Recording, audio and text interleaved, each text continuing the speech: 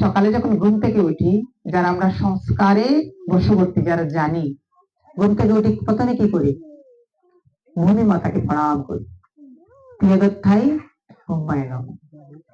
আচ্ছা, বাইরে গিয়ে সূর্য প্রণাম করি। আচ্ছা, একটা পশু, তাকে যদি বলা হয় ঘুম থেকে উঠো, উঠে গিয়ে ভূমি মাকে প্রণাম করো, সে কি পারবে? সে তো পারবে না, কারণ তার কোনো বুধ শক্তি নেই। আচ্ছা, আমরা মানুষ স্নান করে গোবিন্দের জন্য একটু সময় ব্যয় করি। পশুকে যদি বলা হয় তুই স্নান করে এসে একটু গোবিন্দকে ডাক, পারবে? পারবে না। আচ্ছা, আমরা কোথাও যাই বা ব্যবসা বাণিজ্যে যাই, বাড়িতে আসি, আসার পর আমাদের খেতে দেওয়া হয়।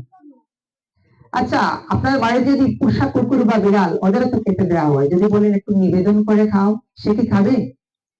কারণ তার সেই বুধ শক্তি নেই।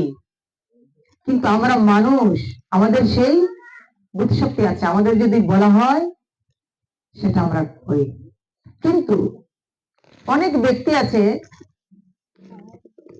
ঘুম থেকে উঠে গোবিন্দের নাম নেয় না, স্নান করে এসে সন্ধ্যার্চনা করে না, গোবিন্দকে নিবেদন করে খায় না। একটা তত্ত্ব দেখেন, যদি আপনাকে খাবার দেওয়া হয় সামনে, আপনার সাথে কিন্তু খাওয়ার অনেক দূরত্ব আছে, দূরত্ব আছে না? আমার গোবিন্দ একটু দূরত্ব রেখেছেন, দূরত্ব রেখেছেন। আমার গোবিন্দ বলছেন যে একটু দূরত্ব রেখে তোকে পরীক্ষা করলাম, তুই আমার স্মরণ এসে না। কিন্তু একটা পশুর কোনো দূরত্ব নাই, সে মুখ দিয়ে কি করে খাবার খায়।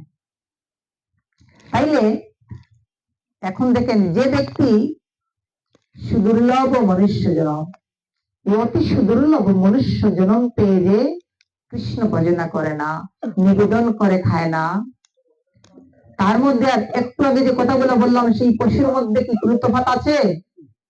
কোনো তফাৎ আছে? আমার গোবিন্দ এত সুন্দর বদন দিয়েছেন কৃষ্ণ কথা বলার জন্য,